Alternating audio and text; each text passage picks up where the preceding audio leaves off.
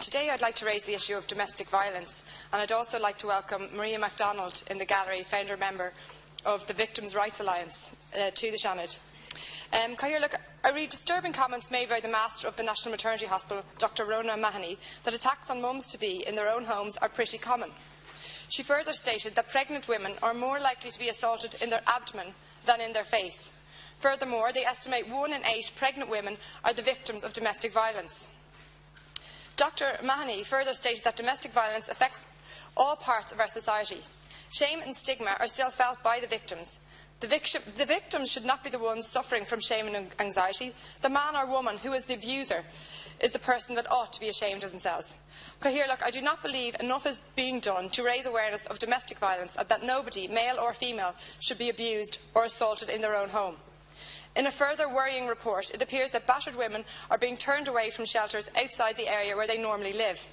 To think that women who have been assaulted in their own homes are then subsequently turned away from shelters that are supposed to be there to help and support these vulnerable women, it's totally unacceptable.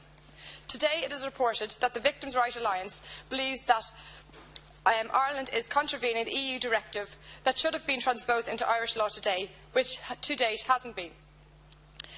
A representative from the Alliance has reported that they are aware of circumstances where women are being turned away from shelters, either because the shelter is full or because of the fact that they did not reside in the catchment area.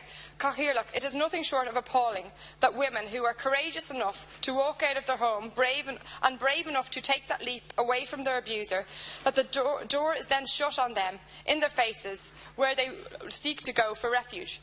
Where do these shelters expect battered and abused women to go when they turn them away from the doors? We know where they are likely to end up, back in the home of the abuser.